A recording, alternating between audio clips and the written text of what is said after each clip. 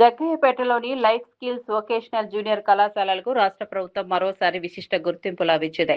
2026-27 విద్యా సంవత్సరానికి కళాశాలలోని MLT, MPHW విద్యార్థులు జగ్గయ్యపేట ప్రభుత్వ కమ్యూనిటీ హెల్త్ సెంటర్లో క్లినికల్ అటాచ్మెంట్ నిర్వహించేందుకు డైరెక్టరేట్ ఆఫ్ సెకండరీ హెల్త్ అధికారిక అనుమతులు మంజూరు చేసింది.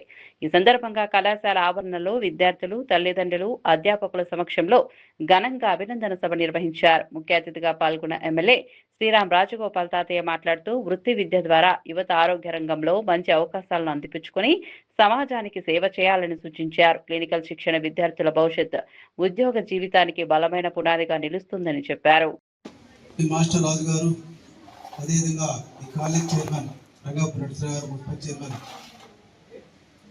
రాఘవేంద్ర గారు, అదేవిధంగా సెక్రటరీ కరెస్పాండెంట్ రాజీవ్ గారు, ఈ ఫ్యాకల్టీ, అదేవిధంగా కొత్త మాస్టర్ మల్లికార్జున గారు, అందరి పేరు పైన నమస్కారం తెలియచిన వాళ్ళందరూ కూడా శుభాశీస్సులు. మరి ఈరోజు మరి పిఎస్ కోర్స్ అయిపోయిన తర్వాత అప్రెంటిస్షిప్ చేస్తున్నారు, గవర్నమెంట్ హాస్పిటల్ జాయిన్ అవుతున్నారు. అయితే ఇందాక గెస్ట్ చెప్పిన విధంగా నిజంగా డాక్టర్స్ కన్నా మీ ప్రయారిటీ ఎక్కువ ఉంటుంది. ఏదో సర్జరీ జరిగితే బిఫోర్ ఆఫ్టర్, సర్జరీకి ముందు పోస్ట్ ఆప్ అదే ఉంటుంది, ఏమంటారు ముందు operation, pre operation, post operation మొత్తం ఫాలో చేసేది మీరే.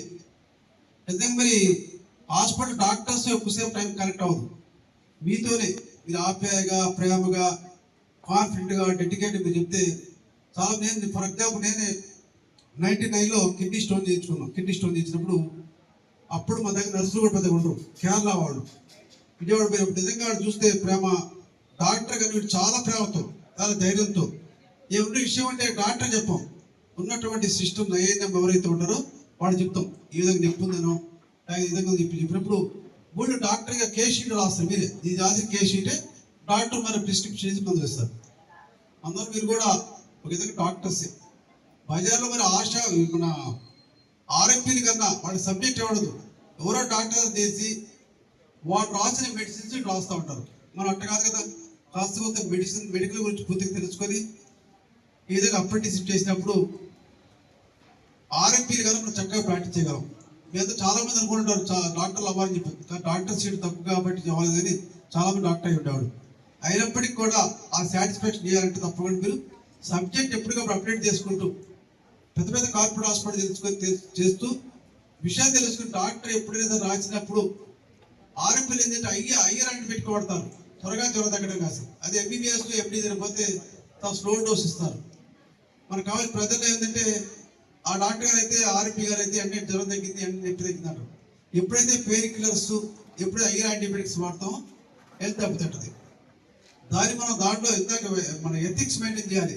ఎందుకంటే మనకి సబ్జెక్ట్ వచ్చింది చెప్పని పేషెంట్ సాటిస్ఫై చేయాలని చెప్పి ఐడోస్ వల్ల ఫ్యూచర్లో సైడ్ ఎఫెక్ట్స్ వస్తాయి. అందువల్ల ఎథిక్స్ మెయింటైన్ చేస్తూ డెడికేషన్గా, ఆప్యాయగా సబ్జెక్ట్ ఎప్పటికీ అప్డేట్ తెచ్చుకుంటూ ఉద్యోగం రావకల్లా నిజంగా మీరు తర్వాత బిఎస్సీ నర్సింగ్ వెళ్ళొచ్చు, బిఎస్సీ నర్సింగ్ అయిపోతే ఎంఎల్హెచ్పీ జాయిన్ కావచ్చు.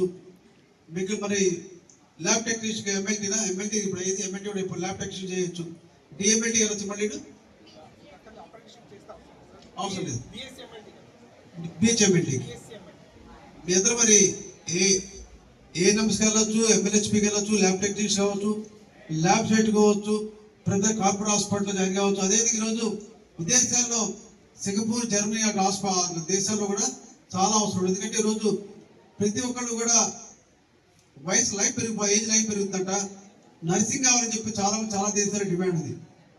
మీరు కనుక నిజంగా అటువంటి పోవాలన్నప్పుడు తప్పకుండా రాజు గారు మాట్లాడతారు, మేము కూడా మాట్లాడి ఏదైనా కార్పొరేట్ హాస్పిటల్ ద్వారా మనం కూడా విదేశాలకు వెళ్ళి చక్కగా అమ్మానాన్ని చూసుకోవచ్చు. ఎథిక్స్ మెయింటైన్ చేస్తూ మానవతతో డెడికేషన్గా చేసి తప్పకుండా మనం మంచి లైఫ్ ఉంటుంది. అందువల్ల మీ అందరూ కూడా చక్కగా చేసి మీ అందరూ కూడా మంచి లైఫ్ ఉండాలని చెప్పి మీ అందరూ కూడా ఒకసారి గుడ్ విషయం చెప్పి సలహా తీసుకుంటాం.